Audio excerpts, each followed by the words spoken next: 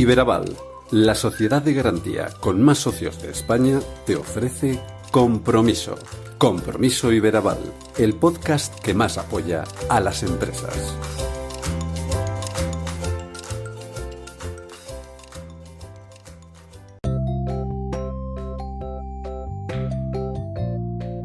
Hola, ¿qué tal? Bienvenido al podcast Compromiso Iberaval. En este episodio, el 11º de la tercera temporada, vamos a acercarnos a dos realidades diferentes, pero especialmente presentes en el día a día de las empresas. Por un lado, charlaremos con Sonia Ruiz, fundadora y CEO de Pridecom, además de una de las mayores expertas en comunicación interna de nuestro país. Ella hará una amplia radiografía sobre la relevancia de ese área en el crecimiento de las compañías. Además, conversaremos con Pablo Gutiérrez, el máximo directivo de 5-3 Biologics, una empresa castellano y leonesa que está creciendo de una manera impresionante, pero que además, como él afirma, no es profeta en su tierra. ¿Por qué? Por aquello de que su producción sale al exterior en su inmensa mayoría. Pablo nos dará pistas de la relevancia de la apuesta por la tecnología que se está haciendo en España y las no pocas dificultades que este sector tiene para obtener apoyos y financiación. Esto es solo un aperitivo de lo que te espera si nos acompañas en este nuevo Compromiso Iberaval. Bienvenidos a Compromiso Iberaval, el podcast que más se preocupa por las pymes. Hoy recibimos a Sonia Ruiz, una auténtica pionera en el ámbito de la comunicación interna y el employer branding. Tranquilo, tranquila, ella nos va a explicar qué es esto. Sonia, fundadora y CEO de Pridecom, ha transformado la manera en que las empresas conectan con sus empleados desde 2013. Su trayectoria incluye liderar departamentos de comunicación en Francia y España desde el año 2000, y Sonia, además, desde una cercanía y naturalidad que vais a ver y que se agradece siempre, destaca por su habilidad para implementar innovadoras estrategias de comunicación 2.0. Para ello, utiliza redes sociales corporativas que mejoran el engagement, que también nos va a explicar lo que es, aunque lo sepamos muchos, ¿no? Y exprime al máximo la experiencia del empleado. Ha publicado numerosos textos clave en este ámbito, en la comunicación interna, y es reconocida por su capacidad para transformar la cultura empresarial, apoyando a clientes en el camino hacia una comunicación más efectiva y moderna. Además, es profesora y ponente en prestigiosas escuelas de negocio y en asociaciones profesionales para las que ha colaborado, donde ha subrayado su compromiso con la profesionalización de la comunicación interna. Para aquellos responsables de pymes que siempre buscan mejorar su comunicación interna, que los hay, el trabajo de Sonia es una referencia imprescindible. De ello vamos a hablar y por eso yo te diría que esta charla no deberías perdértela. Hola Sonia, ¿cómo estás? ¿Qué tal? Hola, buenas tardes a todos.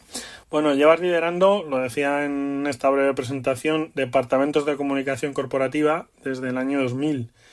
No sé cómo has visto evolucionar la comunicación interna en estos años, dada tu experiencia, lo decíamos, en Francia y también aquí en España. Pues mira, yo llegué al mundo de la comunicación interna sin quererlo, la verdad. Yo estaba enfocada a externa sobre todo y bueno, pues la vida al final te lleva a distintos sitios y como yo siempre digo que hay que coger las oportunidades, ¿no? ¿Por qué no me gustaba la comunicación interna? Pues porque la veía demasiado cerrada, la veía un poco antigua. En realidad lo que faltaba era una cierta profesionalización, ¿no? de lo que es la función. Y realmente esa evolución que hemos podido ver viene de ahí, ¿no? De que al final la propia función ha evolucionado y hemos pasado de ver al empleado como un consumidor de información a un co-creador de esa narrativa de lo que es la compañía, ¿no? Ahí es realmente donde se forja lo que es la comunicación interna hoy en día, con un enfoque más centrado en el empleado y alejándonos de ese modelo top-down. Fundaste Pridecom, creo que lo digo bien, en 2013, una agencia que está especializada en el Employer Experience, que nos vas a explicar lo que es, y también en la comunicación interna. ¿Qué es lo que te llevó a tomar esta decisión y cuáles han sido los retos fundamentales que has afrontado desde el principio? Pues mira, Pridecom, desde el nombre, ¿no? Pridecom para nosotros es la comunicación que genera orgullo. Y ese era el germen, ¿no? De lo que queríamos ofrecerle al mercado. Yo estando del otro lado en una corporación importante, pues buscaba partners que me ayudasen a implementar mis campañas y me costaba, la verdad, encontrar a alguien que entendiese mi forma de hacer las cosas. Por un lado teníamos agencias que son obviamente agencias globales muy potentes que conocen muy bien las técnicas de comunicación, pero que a lo mejor pues fallaban en ese momento en conocimiento de cómo son los procesos de recursos humanos y en realidad cómo funciona un empleado dentro de una compañía. Y por otro lado, pues teníamos las consultoras de recursos humanos que sí que conocen muy bien todo este modelo, pero que entre nosotros son poco sexys. Entonces había que encontrar ese modelo que aunase los dos. Expertos en comunicación que conozcan bien cómo se genera el engagement dentro de una compañía y que pueda aunar esas dos expertise, ofreciendo pues esa solución, pues al final que es un poco nuestra misión, ¿no? De ayudar a conectar desde el expertise, la creatividad y obviamente un nivel de calidad alto que nos ayude a posicionar la función dentro de la organización. Entonces, es verdad que al principio, pues cuando yo salí, un año maravilloso, en 2013, esto sonaba todo a chino. Hubo que hacer ese ejercicio, ¿no? De pedagogía, de evangelización, incluso con compañeros de la función, ¿no? Pero poco a poco, pues esta forma de entender la comunicación más centrada en el empleado y menos en lo que es el modelo clásico de información, pues fue calando. Uh-huh. Y hombre, también pues tengo que decir que nuestro primer cliente fue IKEA. Nos permitió hacer un proyecto muy divertido. Ya sabemos que IKEA, ¿no?, es una empresa muy atrevida, es una empresa muy comprometida con sus empleados y esto nos permitió, pues, con ese caso de éxito, dar un buen empujón y dar a conocer este nuevo modelo de comunicación interna a muchas más empresas. Todo un espaldarazo, evidentemente, que fuera IKEA, ¿no? Además por esa visión que tiene o esa imagen que tiene siempre tan fresca y que empuja tanto, ¿no? Pero ¿cuáles han sido los mayores beneficios o cuáles crees tú que son los mayores beneficios que una empresa que apuesta por una estrategia sólida de comunicación interna puede llegar a ver? ¿Cuáles son esos beneficios de la comunicación interna? Pues realmente, si trabajamos un plan estratégico de comunicación interna, lo que estamos haciendo es darle una herramienta al negocio para conseguir sus objetivos corporativos. Y desde ahí es de donde nosotros trabajamos, ¿no? Entender qué necesita la empresa y hacia dónde quiere llegar, por lo tanto, qué espera de sus empleados para llegar a ese objetivo y a partir de ahí crear una estrategia. Obviamente, la estrategia en este sentido va a ir mucho más allá del simple calendario editorial, que es lo que realmente vemos en la gran mayoría de los clientes, ¿no? Tenemos que ir más allá, tenemos que ir trabajando desde entender muy bien qué necesidades tiene el empleado, cómo estas necesidades pues se modulan con las necesidades del negocio y a partir de ahí aplicar metodologías de gestión del cambio, de mejora de experiencia empleado o incluso de employer branding, ¿no? de creación de marca empleadora, más allá de esa estrategia de información. En realidad es estar muy pegado al negocio para conseguir que el negocio consiga sus objetivos. En la comunicación interna, en algo que sí que cada vez tiene más presencia y lo hemos visto también, yo creo, durante la pandemia, en las empresas, que es la transformación cultural. Cada vez más empresas apuestan por el cambio cultural, obviamente enfocado a unos objetivos. Esa comunicación interna, ¿qué papel juega en la transformación cultural de las empresas? Y no sé cuáles son las tendencias actuales en comunicación interna, que las habrá, entiendo, ¿no?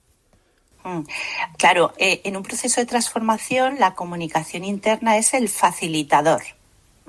Tenemos un objetivo de cambiar y lo que queremos cambiar no es nada fácil porque queremos cambiar hábitos y queremos cambiar comportamientos. Todos sabemos a nivel individual lo difícil que es cambiar un hábito, ¿no? Y aquí, pues, más que nunca, este concepto de lluvia fina lo vamos a tener en mente para modular todo ese plan y acompañar a nuestros equipos hacia ese cambio de comportamiento. ¿Qué necesitamos en cualquier estrategia de transformación? Hoy, por ejemplo, me hablabas de tendencias. Estamos viendo muchísimas empresas que están reformulando sus valores, que están cambiando su cultura. Su cultura es su forma de hacer las cosas. que se han tenido que adaptar a un cambio como ha sido el modelo híbrido de trabajo. Todo esto no es tan sencillo, bueno, y también, pues obviamente, aquellas que están afrontando una transformación digital. ¿Cuál sería la receta básica que nosotros proponemos para que un proyecto de comunicación interna favorezca esa transformación? Lo primero, tenemos que captar la atención. Tenemos iba a decir un público. En realidad, dentro de una empresa tenemos muchísimos públicos. Tenemos nuestro mapa de aliados, desde los que están a tope con la compañía porque están muy ilusionados, han tenido un buen ciclo vital dentro de la empresa, están a tope. Están los que, bueno, pues vienen a hacer su trabajo y, bueno, pues a ver qué me cuentas, ¿no? A ver si me convences. Y luego están los que están muy enfadados. En todas las empresas están muy enfadados. Pues, ¿cómo hacemos para trabajar de tal manera que consigamos aunar la implicación y la motivación de todos en ese cambio? Primero, llamarles la atención. Pues un buen branding. Necesitamos tener un mensaje, un concepto que sea entendible, que sea memorable, que seamos capaces de recordar, que consiga conectar con nuestro público. Y para eso, pues vamos a tener que trabajar pues una marca para el proyecto, le vamos a dar una narrativa a partir de cuáles son nuestros mensajes clave, nuestros argumentos, un claim, ¿no?, que sirva como activador para pasar a la acción y luego, por supuesto, una identidad gráfica que sea atractiva, ¿no? Esto sería como el primer paso antes de empezar a pensar en cuál va a ser ese plan de despliegue. En segundo lugar, lo que haríamos, obviamente, una estrategia informativa.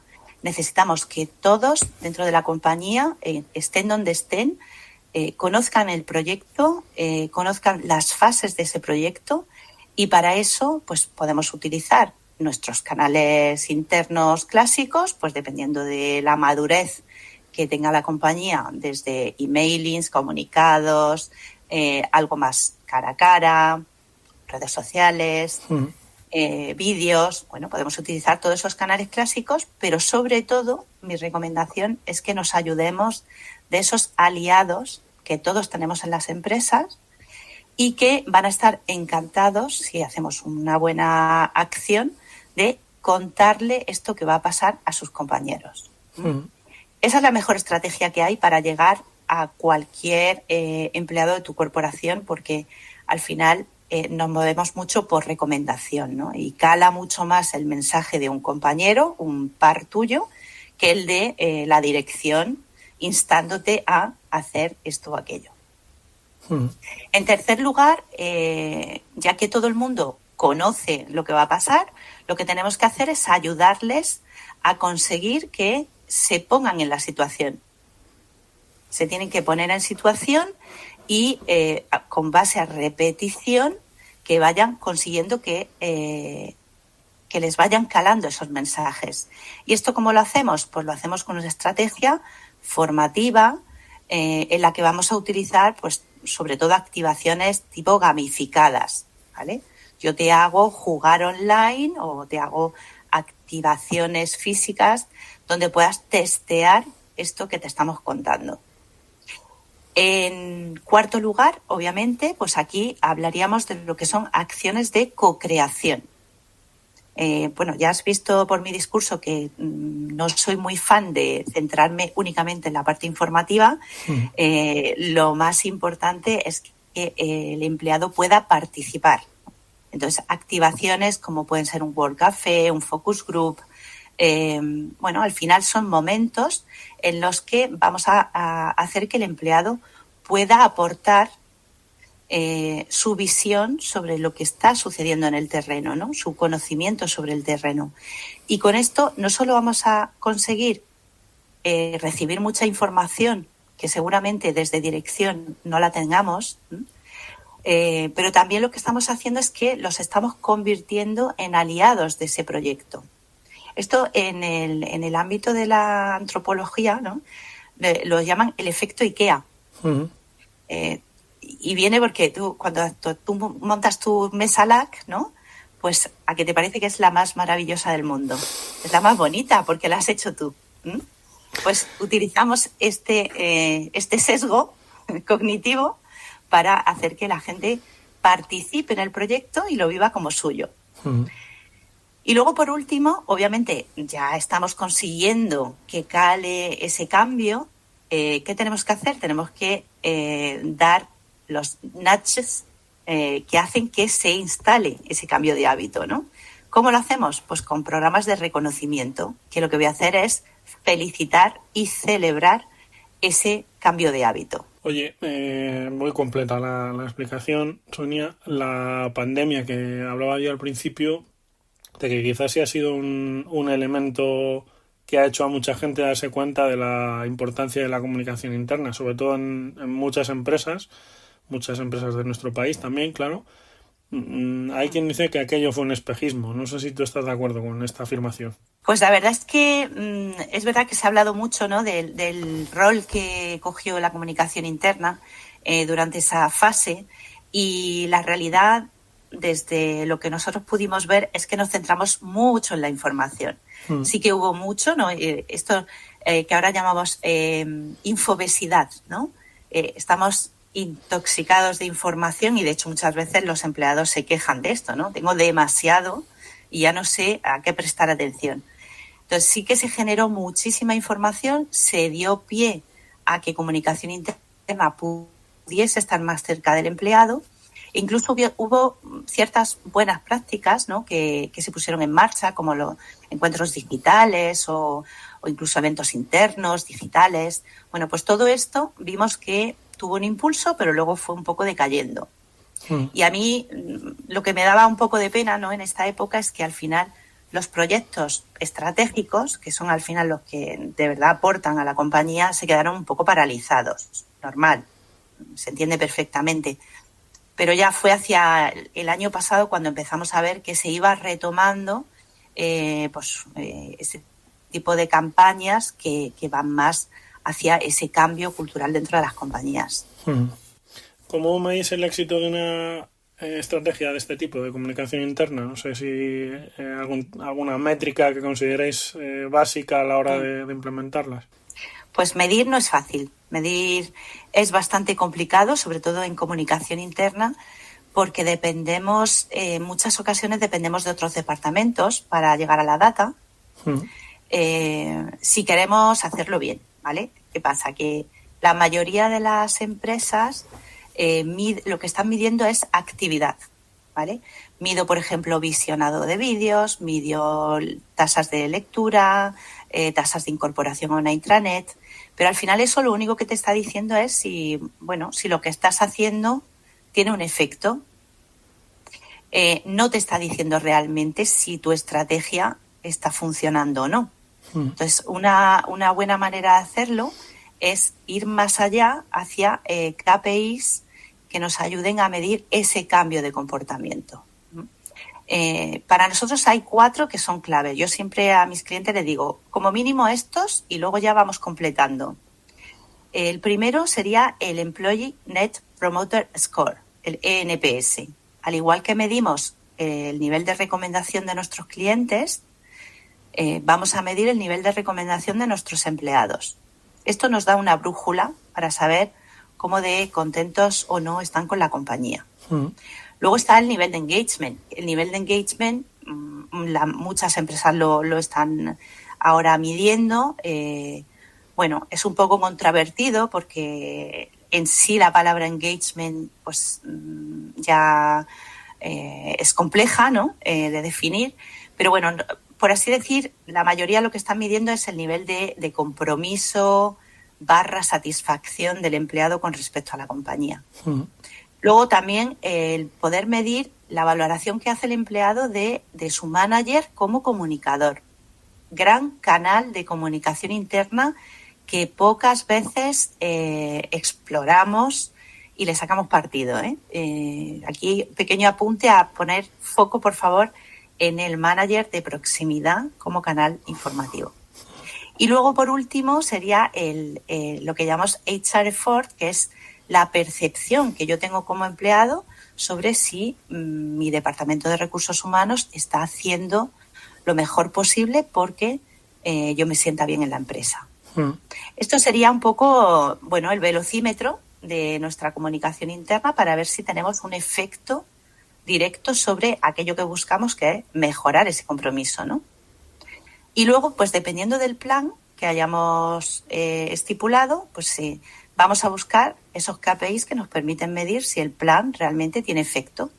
Si yo voy a lanzar, por ejemplo, una nueva gama de producto y quiero que mis empleados la conozcan y la recomienden a los clientes, pues tendré que medir los niveles de compra, cuántas compras hacen nuestros empleados de ese producto, cuántas compras se realizan por recomendación de un empleado, ¿no? Oye, entonces, dependiendo de los objetivos que nos marquemos en el plan, vamos a ir a uno u otro.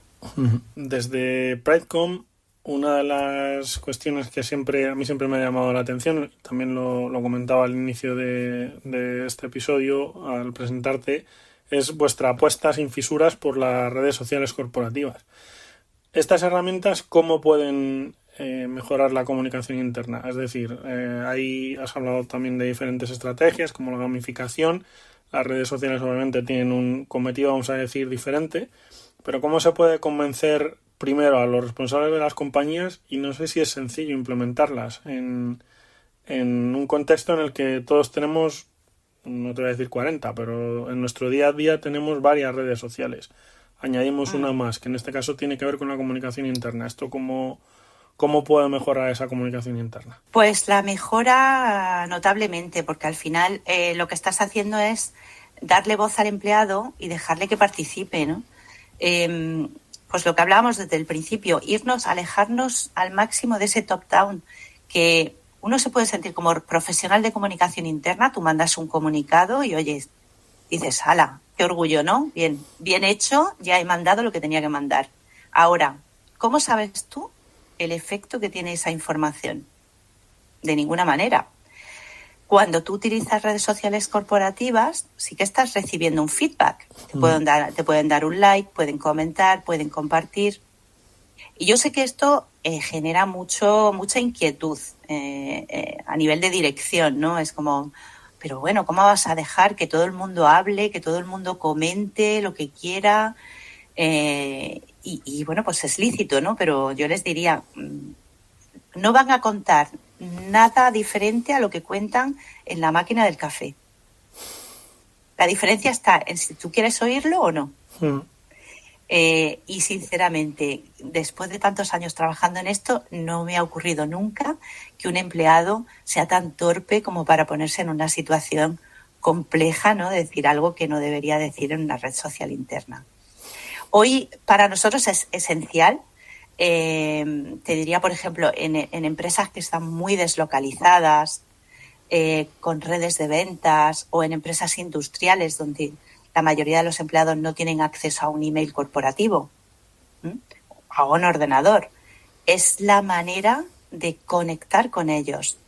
Nosotros, por ejemplo, hemos ayudado a McDonald's en su implementación. Y ahora mismo, teniendo en cuenta que tienen más de 22.000 empleados por toda España, con horarios completamente diversos, muchos trabajando para franquiciados, es compleja esa gestión.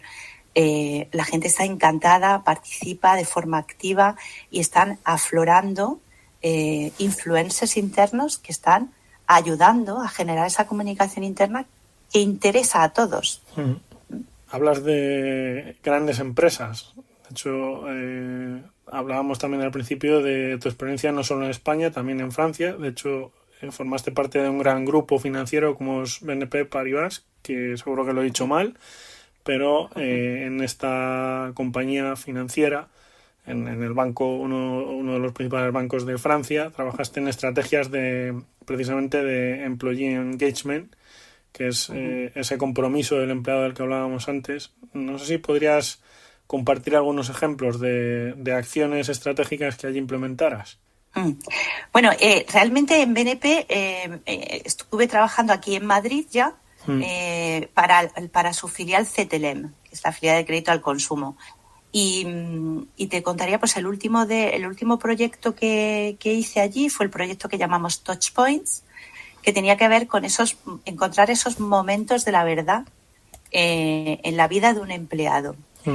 ¿Para qué nos servía esto? Pues nos servía pues para entender realmente si las acciones que estábamos poniendo en marcha realmente interesaban al empleado.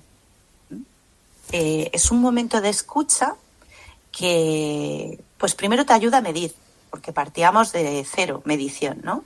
Entonces vamos a partir de un momento T, vamos a ver cómo estamos ahora y vamos a ver qué espera, qué expectativas tiene nuestro empleado, qué necesidades tiene.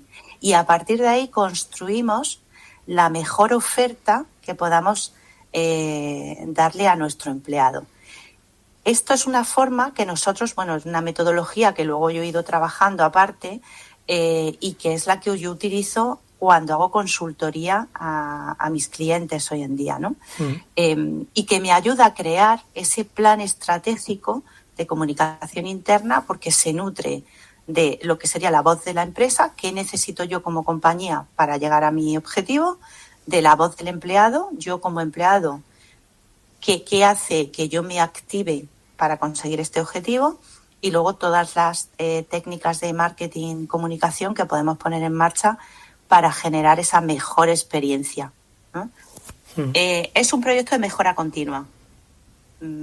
Puedes ir midiendo cada 2-3 años y vas viendo cómo ha ido funcionando las acciones que se ponen en marcha y qué nuevas acciones tenemos que poner en marcha porque, pues nuestra plantilla también va cambiando y ahora tenemos pues hasta 4 generaciones dentro de una compañía, con lo cual las necesidades y expectativas de un chaval de 25 o de una persona de 50 son muy diferentes, ¿no? Entonces, es realmente un proyecto de mejora continua que te ayuda a crear esa oferta promesa al empleado, ¿no? Que es la mejor para que se queden contentos.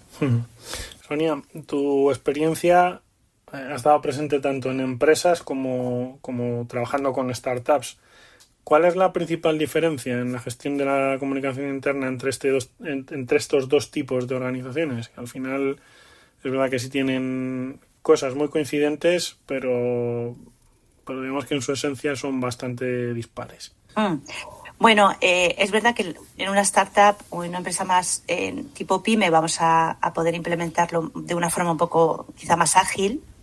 Si son startups vamos a ver que tienen un lado un poco más atrevido, pero también son como muy terrenales, no quieren acciones concretas, que funcionen rápido, el famoso quick win, ponemos algo en marcha rápido y tenemos un efecto rápido, ¿no? En las grandes, pues hay que trabajar un poquito más la influencia, ¿no? Y vemos que antes de lanzar un proyecto, pues tenemos que trabajar muy bien la venta del proyecto en interno para que funcione para los diferentes interlocutores que podemos tener, ¿no? Pero bueno, lo importante está en saber entender muy bien cuál es la cultura de la compañía en la que estás para modular ese proyecto. O sea, al final hay empresas que son muy grandes, pero a la vez son muy veloces, y empresas más pequeñas que no son tan rápidas. O sea, por eso no me gusta tanto dividir, a lo mejor por tamaño, sino por empresas que están más o menos orientadas a su empleado, ¿no? Oye, Sonia, está siendo súper interesante la charla que estamos manteniendo, pero surge una duda, ¿no? Que es el típico refrán de en casa del herrero, cuchillo de palo, ¿no? Entonces, ¿cómo gestiona una empresa de comunicación interna especializada? Y ya vemos que con las cosas muy claras en lo referido a la comunicación interna, ¿cómo gestiona una empresa de comunicación interna su propia comunicación interna, por decirlo de alguna manera? Pues mira, quizás si le preguntases a alguien de mi equipo te diría, ¿qué va? No es tanto como lo cuenta, ¿no?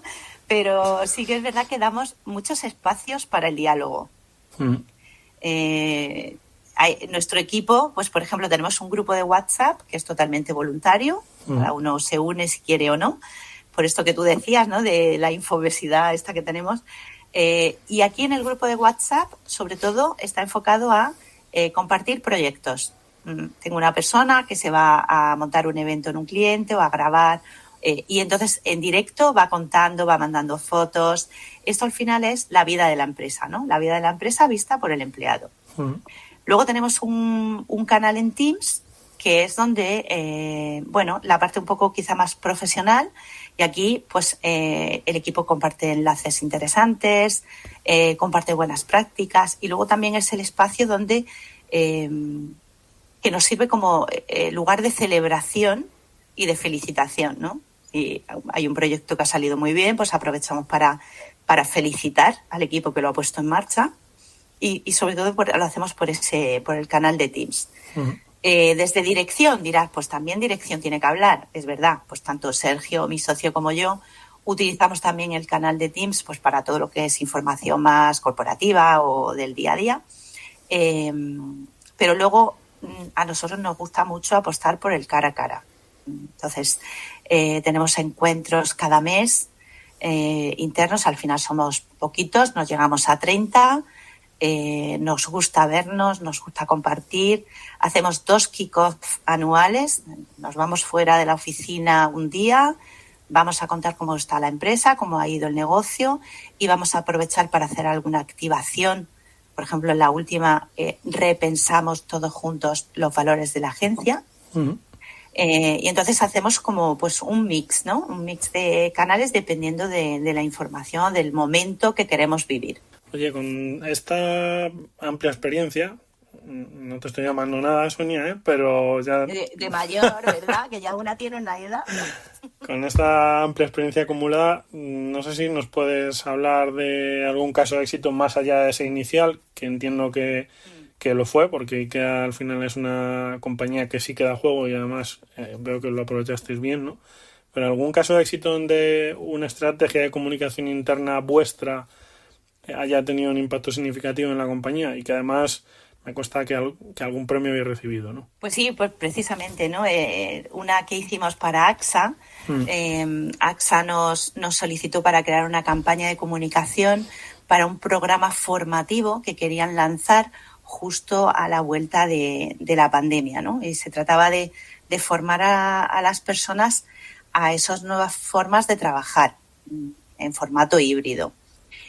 Y bueno, pues aquí teníamos 2 opciones: hacer la típica campaña interna con las piezas que conocemos y los canales que conocemos, o lanzarnos a hacer otra cosa. Y obviamente, como es nuestro ADN, pues nos inventamos algo diferente. Entonces creamos una serie grabada en formato cine, con actores, con un director, que llamamos Smart Working Things, y en la que veíamos en pequeños episodios tipo Netflix qué situaciones se podían vivir en la compañía si no poníamos en marcha los mejores hábitos para el Smart Working. Esta serie la verdad es que fue un pelotazo, tuvo un estreno tipo cinematográfico, incluso hicimos una sesión con los actores que vinieron como si fuesen, de estrellas de Hollywood, y todo el mundo quería hacerse selfie con ellos. Funcionó muy bien, pero sobre todo ya no tanto a nivel de visionado, ¿no? de acogida, que fue maravillosa, sino que consiguió el objetivo, que era que toda la plantilla hiciese ese programa formativo de cambio de hábitos para esa nueva forma de trabajar. Esta campaña recibió un premio Ramón del Corral, que son los premios del sector, y la verdad es que nos confirmó que la creatividad siempre gana, ¿no?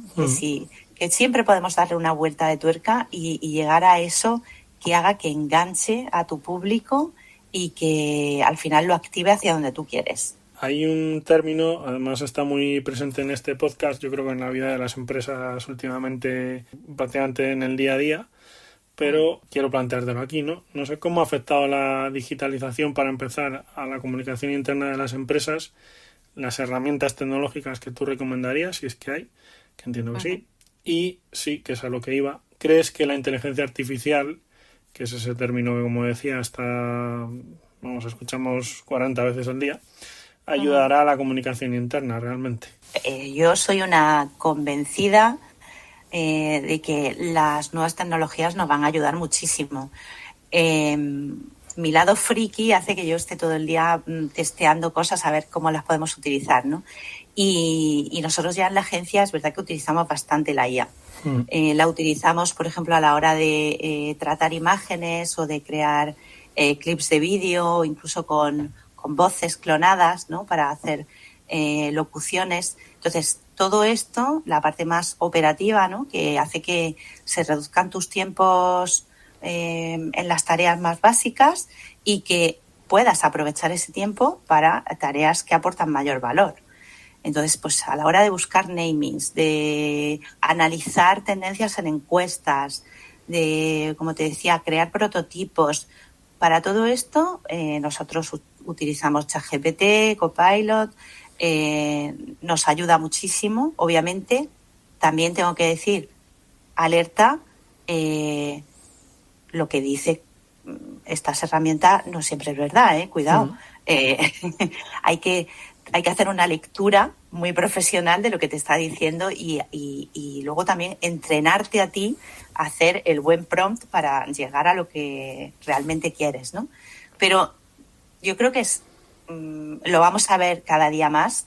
O sea, el futuro de la comunicación interna claramente va por ahí, va con la incursión de tecnologías de inteligencia artificial, de machine learning, de realidad inmersiva que nos puede ayudar, por ejemplo, en procesos de onboarding o con chatbots, ¿no? que ayudan al empleado a modo de buddy, dándole información en el momento en el que lo necesita. Entonces, todo este tipo de herramientas se van a ir incorporando poco a poco y cada día vemos que el cliente está mucho más atrevido, ¿no? y que quiere ver cómo funciona.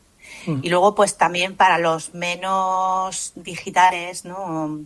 También te diría que hay nuevos formatos, por ejemplo, el podcast, como en nuestro caso, que funcionan muy bien. Ese formato asíncrono que permite que todo el mundo esté informado y que participe. Al final, a mí lo que más me gusta del podcast es la sensación de que estás participando en una conversación, ¿no? Yo creo que esto, traerlo al mundo de la comunicación interna es primordial, e incluso ir un pasito más allá. Antes hablábamos de la serie, ¿no? Tipo Netflix para AXA. Nosotros ahora estamos viendo cómo lanzar ficción sonora, que también nos parece algo muy, muy divertido para potenciar ese consumo digital y que llegue a todos allá donde estén. O sea que oportunidades hay un montón. El caso es probar y elegir pues el que mejor se adapte a tu compañía. Pues Sonia, yo te iba a recomendar precisamente iniciar un podcast porque nos has ilustrado perfectamente durante estos minutitos. Ha sido una charla muy agradable. También segundo esa recomendación tuya de vigilar las alucinaciones que nos ofrece la inteligencia artificial y también dar un consejo. Utilicen la comunicación interna porque puede llegar a ser alucinante. Muchas gracias, Sonia. Te agradezco mucho el tiempo. Y un placer, y seguiremos en contacto porque la comunicación interna no para, precisamente. No para. Muchísimas gracias. Hasta pronto. Muchas gracias. Un abrazo.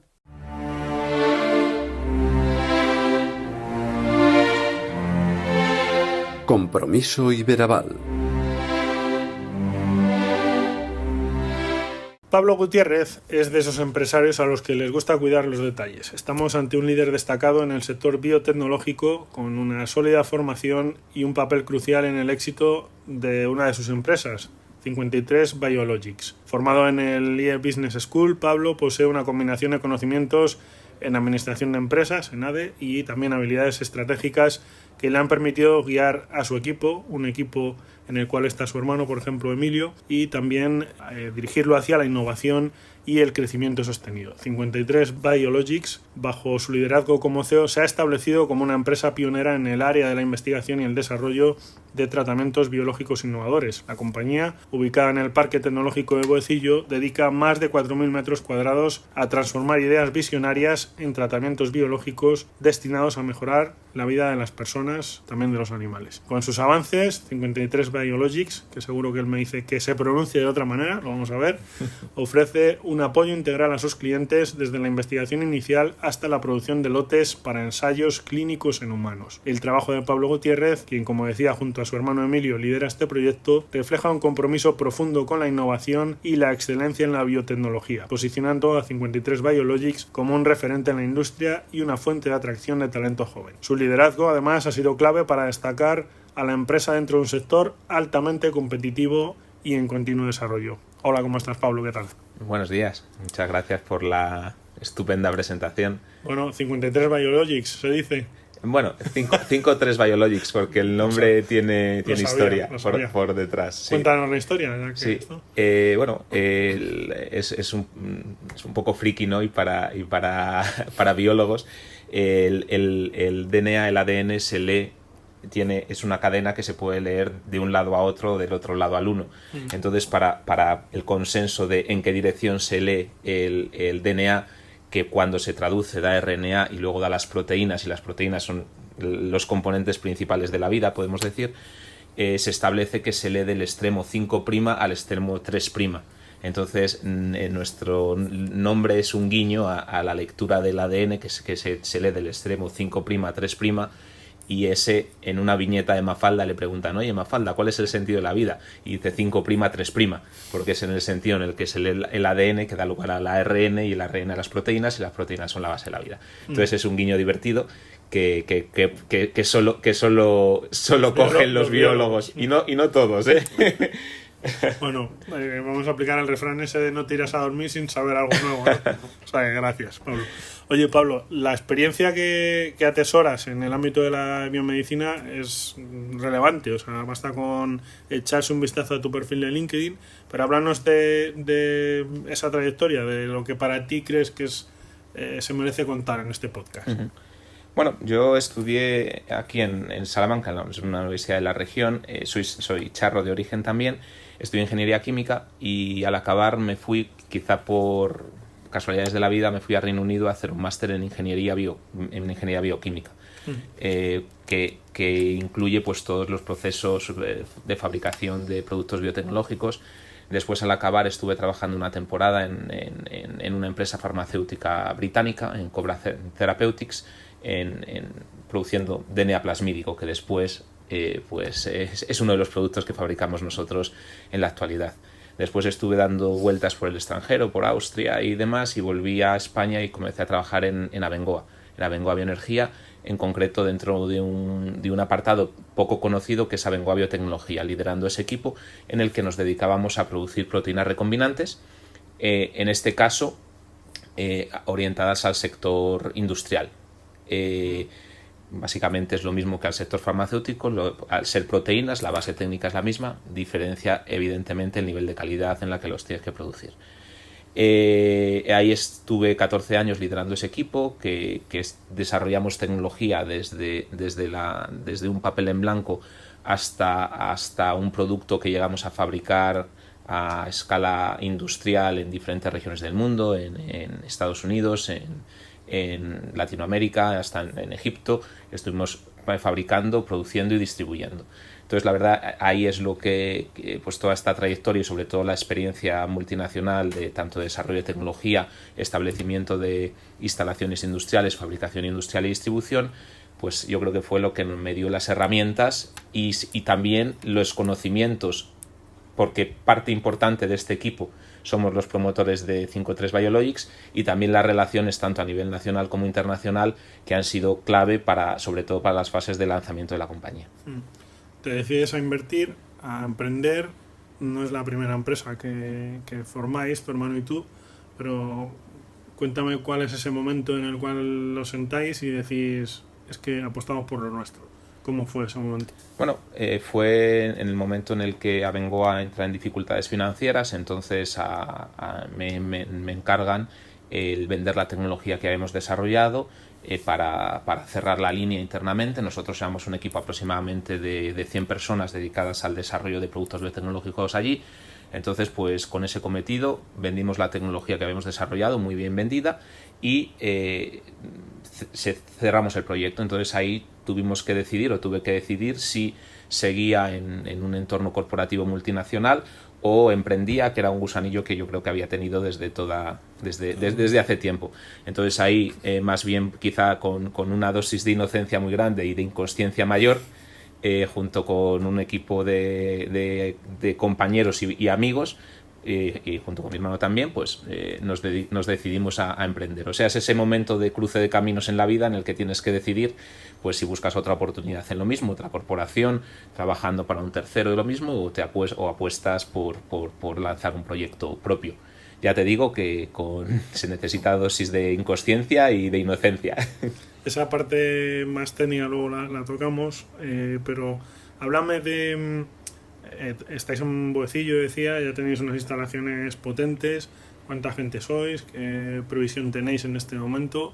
Venís de un esfuerzo, yo no diría inconsciencia, pero es cierto que hay que ser un poquito osado, vamos a decir, o estar un poco loco, ¿no? Para emprender. Entiendo que también habéis tenido apoyos, que eso también lo tocaremos después, pero ¿qué momento vive la compañía ahora mismo? Bueno, ahora tenemos yo creo que un momento bastante dulce, ¿no? Hemos pasado de la fase de startup pura, que es quizá la más dura. Ahora estamos más consolidados. Acabamos de terminar unas inversiones importantes en infraestructuras punteras que tenemos que llenar, ¿no? O sea, tenemos que, evidentemente, a partir de ahora, pero la compañía está bastante más estabilizada que cuando empiezas. De ahí la inconsciencia que decía, porque nunca eres tan consciente de lo que va a implicar y del esfuerzo, compromiso y dificultades que te vas a encontrar. Entonces ahora somos 65 trabajadores, tenemos 7 millones de ventas y con las infraestructuras que acabamos de inaugurar esperamos poder llegar en torno a los 20-25 millones y unos 250-300 trabajadores. Que no está nada mal. Pablo, 5-3 Biologics se dedica a apoyar a empresas, científicos, investigadores de todo el mundo que buscan convertir esas ideas visionarias en tratamientos biológicos innovadores. Este es un eslogan estupendo, pero cuéntanos un poquito cómo lo materializáis para que lo comprendamos. Sí, nosotros los servicios que damos son de investigación por contrato y de fabricación por contrato. De moléculas que están en desarrollo clínico, o sea, que van a ser los futuros medicamentos, y dentro del espectro de todas las moléculas posibles en el mundo, nos centramos en aquello que se conoce como molécula grande, y las moléculas grandes son aquellas que están fabricadas por organismos, por microorganismos o por organismos o células de mamífero. Este tipo de moléculas son las más innovadoras en la actualidad, son las que las farmacéuticas están apostando con mayor fuerza, y son, pues, así para la audiencia, por ejemplo, los antitumorales de última generación, los que se escucha por ahí, ¿no? Anticuerpos monoclonales, este tipo de medicamentos biológicos de última generación son los que tratamos de colaborar en el desarrollo. Entonces, nuestros clientes son o empresas biotecnológicas que están sponsorizando el desarrollo de este fármaco y necesitan a un tercero con experiencia concreta en el ámbito de la fabricación para que les desarrolle el proceso y para que se lo fabrique de acuerdo a la normativa farmacéutica, o empresas ya no tan pequeñas, sino farmacéuticas que hacen lo mismo con su pipeline de productos. Entiendo que siempre hablamos de grandes nodos de tecnología, de biotecnología.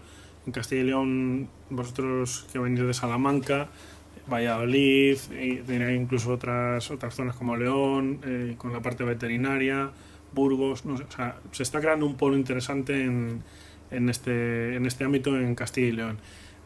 La calidad de los productos, que es al final algo por lo que entiendo que apostáis y por lo que desarrolláis estas nuevas instalaciones, será, entiendo, una de vuestras preocupaciones en ese desarrollo y producción, como digo. No sé cómo trabajáis esto, cómo garantizáis la calidad de lo que hacéis, porque es algo especialmente sensible, entiendo, ¿no? Sí, nosotros, bueno, para empezar, el regulador, en este caso la Agencia Española del Medicamento, la Agencia Europea del Medicamento, que es el paraguas bajo el que nosotros operamos, tiene unas exigencias regulatorias muy importantes. Hay una normativa que se llama Buenas Prácticas de Fabricación que explicita de manera obligatoria qué tienes que hacer para garantizar la calidad en todos tus procesos y, por tanto, en los productos que fabricas. A partir de ahí, esto es una base, digamos, casi mínima para empezar a jugar, el cumplir con las buenas prácticas de fabricación, y después los clientes a su vez siempre te auditan y con sus recomendaciones y exigencias vas mejorando de manera continua.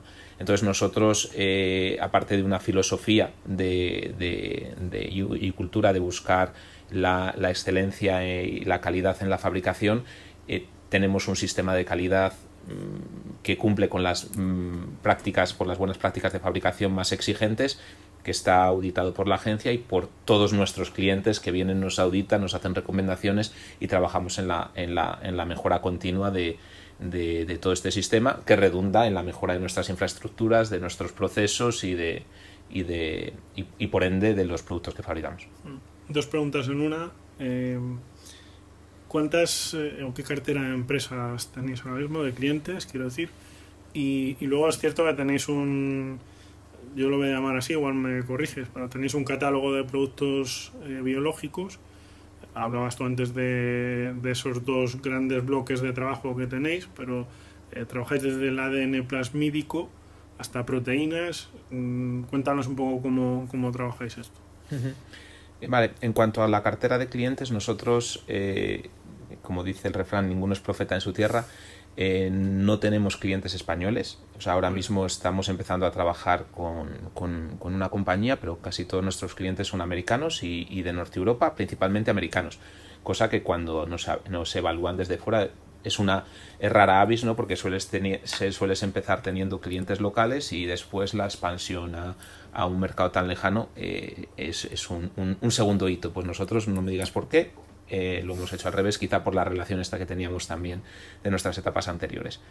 En cuanto a los productos, nosotros realmente lo que damos son servicios de producción de ADN plasmídico y de proteína recombinante. ¿Sabes? Porque es la experiencia que tenemos en cuanto al desarrollo y fabricación de este tipo de moléculas. Al final, la base es que tecnológicamente se utilizan los mismos microorganismos y las infraestructuras que se utilizan son muy, muy similares. Entonces, el expertise técnico, digamos, la competencia técnica que necesitas para poder dar el servicio de fabricación de ADN plasmídico y de proteína recombinante es muy próxima. Entonces, ese es el secreto. Y al final, como habíamos dicho antes en la historia de 5-3 Biologics, tú partes del DNA que se traduce a RNA y el RNA se traduce a la proteína. Entonces trabajamos dentro de esa, digamos, cadena de valor, ¿no? Producimos el ADN plasmídico que se utiliza, por ejemplo, en las vacunas de COVID para producir el mRNA y posteriormente la vacuna, y también producimos las proteínas. Entonces, pero la base de por qué damos estos dos servicios es tema de competencia técnica. Las competencias técnicas que tú necesitas para fabricar el producto A y el producto B son muy próximas y prácticamente las mismas. Me surge una pregunta, así a bote pronto, perdóname, que tiene que ver con el transporte de este material. Es decir, porque supongo que tenéis obviamente testado o calculado qué porcentaje de gasto supone cada cosa. Entiendo que si tenéis que transportar una buena parte de vuestra producción a Estados Unidos, el transporte, porque supongo que se tendría que hacer no como los cuadros del Prado, ¿no? Pero se tendrá que hacer bastante similar. Sí, ¿no? Con unas condiciones de seguridad, de temperatura, etcétera. Sí. Hace poco, de hecho, hablábamos con un socio de Zamora, de Iberaval, que se dedica precisamente al transporte de productos farmacéuticos y nos resultaba muy curioso, ¿no? O sea, al final son unas condiciones muy específicas y entiendo que eso tiene un coste, ¿no?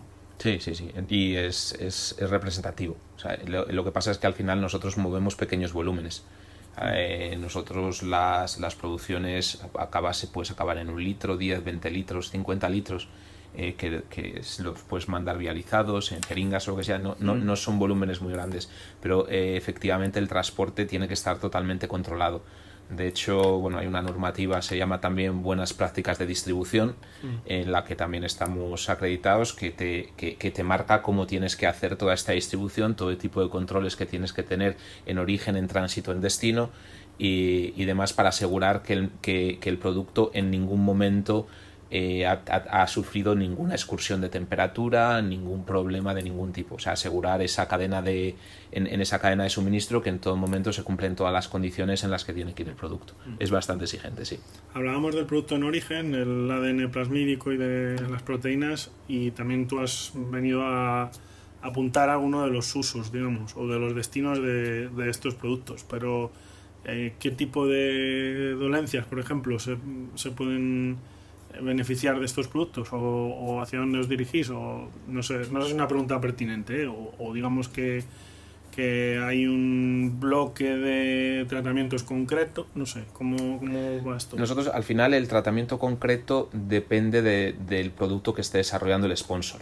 O sea, nosotros no somos desarrolladores de la tecnología, sino que somos la herramienta que habilita la fabricación industrial de esa tecnología. Entonces es un paso que cualquier sponsor, cualquier desarrollador tiene que pasar en una fase más o menos temprana, en una fase preclínica, clínica. Entonces nosotros no nos enfocamos a ningún campo terapéutico, porque nosotros lo que hacemos es fabricar para terceros. Pero este tipo de productos son vacunas, se destinan mayoritariamente a vacunas, tanto terapéuticas como profilácticas, y también a tratamientos principalmente antitumorales. No exclusivamente, pero casi todos los productos en los que nosotros estamos involucrados pues van a tratamientos de este tipo. Desde Boecillo ayudando a salvar el mundo, se podría decir. Bueno, a poner un pequeño granito de arena. Bueno, los proyectos de inversión, y vamos a cambiar un poquito de tercio, suelen tener más complicaciones a la hora de obtener financiación.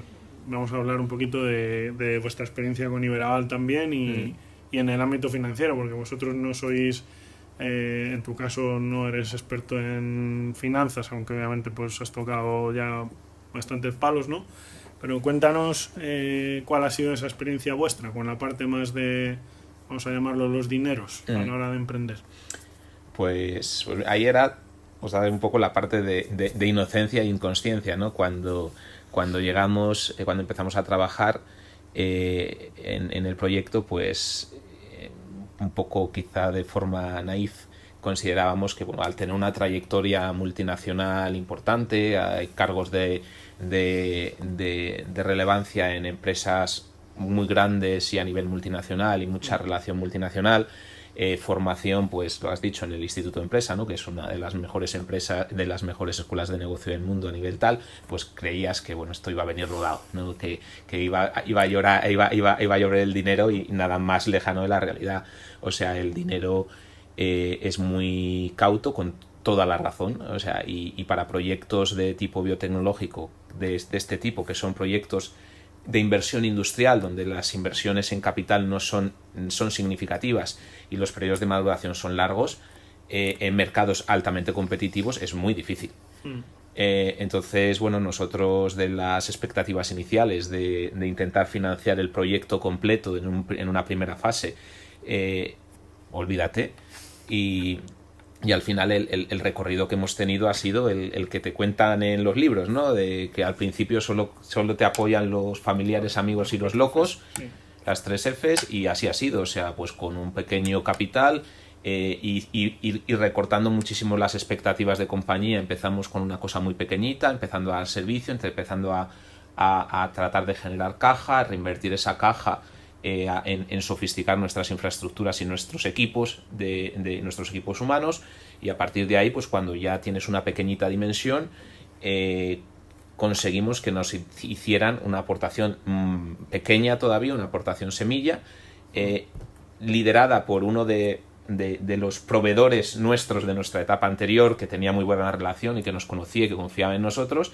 y eso hizo que un fondo de capital riesgo nacional también apoyara, pero una ronda muy pequeña en volumen, que si la comparas, por ejemplo, con Estados Unidos, una ronda similar, podemos estar en 1/10 del capital que se manejan en este tipo de fases, y con eso pues siguiendo la misma filosofía de una gestión muy cercana, de intentar generar caja, de reinvertir esa caja en sofisticar infraestructuras y equipos.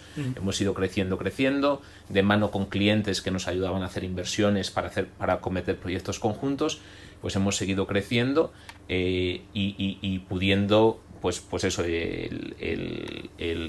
ya cuando teníamos un estadio más maduro, el atraer una inversión ya de un private equity que nos ha permitido dar el siguiente paso.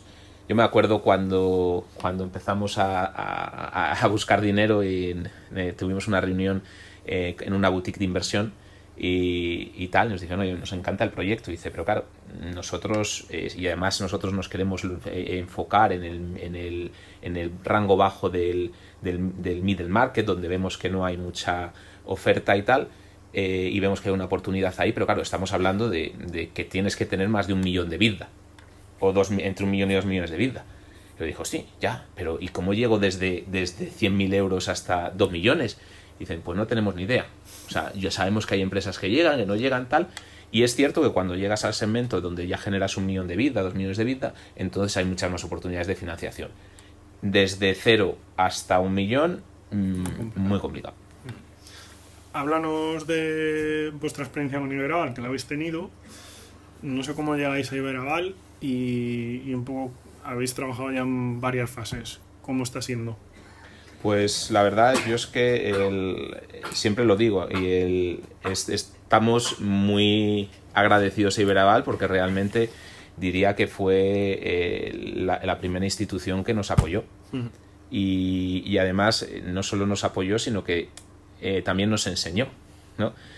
Porque cuando nos aproximamos a Iberaval, pues tú lo has dicho, ¿no? Nosotros veníamos de una multinacional, de gestionar proyectos donde la parte financiera estaba resuelta y entonces pues no nos habíamos enfrentado nunca a buscar dinero. Teníamos perfiles más técnicos, pero no nos habíamos enfrentado a buscar dinero, y el planteamiento que hicimos a la vista, echando la vista atrás, era un planteamiento aberrante.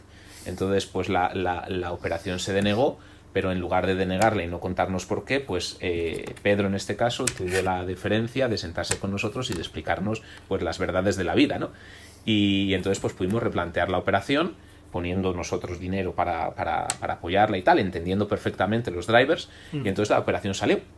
Y también eso nos ha ayudado mucho para futuras operaciones y relaciones con los bancos. Entonces fue una primera operación la que nosotros tenemos mucho, la recordamos con mucho cariño, porque bueno, fue un adelanto de una ayuda y que nos permitió pues el empezar a funcionar, básicamente. Entonces yo diría que Iberaval fue el primer apoyo que tuvimos y que le estamos muy agradecidos, y no solo el primer apoyo, sino también fue esa deferencia de explicarnos por qué la operación no volaba y que teníamos que plantear cosas que de este mundo, ¿no? O sea, que de nuestra perspectiva pues era estupenda como lo estábamos planteando, pero cuando entiendes la perspectiva del otro dices, pues ya te he entendido y ahora... Una de las cuestiones más valoradas dentro del ámbito de las sociedades de garantía, no solo Iberaval, es prácticamente esa labor de acompañamiento, asesoramiento, ¿no? Yo no sé si la marca Iberaval en vuestro caso entiendo que sí, por lo que me estás diciendo, ¿no? Pero os ha ayudado para crecer. O sea, sí. Sois una empresa o unos empresarios que apostasteis desde cero por vuestro proyecto, luego obviamente hubo quien se amoldó o os acompañó en este caso, pero ¿consideráis que sí que os ha abierto alguna puerta a Iberaval? Sí, vamos, absolutamente, porque ya te digo que esta financiación en este aval que nos prestasteis para poder adelantar una ayuda importante que habíamos recibido, es la que nos permitió ejecutar la inversión y el empezar realmente en este proceso de sofisticación de infraestructuras y de equipos para poder dar servicios cada vez más complejos y de más valor. O sea, empieza por ahí. Entonces, desde luego siempre lo decimos, fue un hito clave para nosotros, porque bueno, sabéis que las ayudas te dan ayudas a lo mejor muy interesantes, pero te las pagan cuando ya las justifican, entonces tienes que tener la totalidad del dinero para ejecutar el proyecto y luego sí te lo devuelven, estupendo, pero es que si no tienes el dinero no lo puedes ejecutar y por tanto no te pueden retornar. Entonces para nosotros fue un hito muy clave en el más tierno inicio de la compañía. Y fue crítico porque sin eso probablemente no hubiéramos tenido la posibilidad de sofisticar nuestras infraestructuras, nuestros tal, y no hubiéramos podido empezar a dar servicios y servicios cada vez más complejos y de mayor calidad. Entonces es el inicio de la rueda, y después durante todo el proceso Iberaval ha seguido con nosotros. Yo creo que estamos si no muy altos ya con toda la capacidad de financiación que tenemos consumida, ¿sabes? Porque siempre nos habéis ayudado y nos habéis acompañado, y son ya 10 años. Bueno, pues en esta época en la que estamos a puntito de que arranque el Tour de Francia, que hablabas tú de la rueda, os deseamos que siga girando, que esas instalaciones que prácticamente acabáis de inaugurar sigan creciendo, como decías, en cuanto a personal. Y bueno, esta es vuestra casa. O sea que muchísimas gracias por este tiempo y bueno, pues insisto en esa idea que decía antes. Aquí en Castilla y León, aquí en España, hay proyectos que se ven con unos ojos excelentes desde el resto del mundo. Muchas veces se trata más de creérnoslo que de no creérnoslo, que para eso estamos habitualmente. O sea que muchas gracias, Pablo y Emilio, que estamos por aquí. Muchas gracias por vuestro tiempo, y tenéis abierto siempre las puertas de Iberaval, y ojalá os podamos escuchar en no mucho tiempo en otro compromiso Iberaval como este. Gracias. Muy bien, muchas gracias.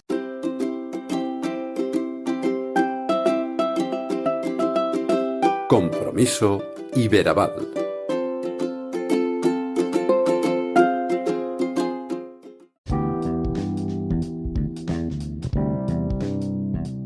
Y hasta aquí este episodio de Compromiso Iberaval, el último de la tercera temporada. Un recorrido, como has podido ver, por el siempre singular mundo de la comunicación interna de la mano de Sonia Ruiz, y por el interesantísimo ámbito de la biotecnología de última generación, de la que nos ha hablado Pablo Gutiérrez de 53 Biologics. Esperamos que puedas descansar este verano. Nosotros también queremos tenerte de vuelta a principios de septiembre. No olvides que vuelve Compromiso Iberaval. Muchas gracias por acompañarnos una temporada más, y recuerda, si te ha gustado nuestro contenido, ayúdanos a hacerlo crecer, ayúdanos a hacer crecer el Compromiso Iberaval. Has escuchado el podcast de Iberaval, tu sociedad de garantía.